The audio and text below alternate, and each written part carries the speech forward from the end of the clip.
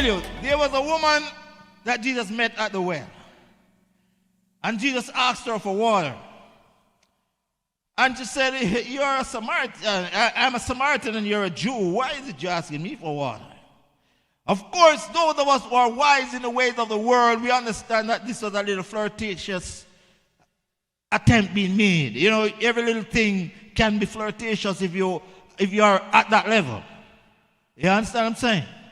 So that is why if somebody says, boy, I want your tomato, it means something at one level and it means something at another level. Can somebody understand what I'm saying?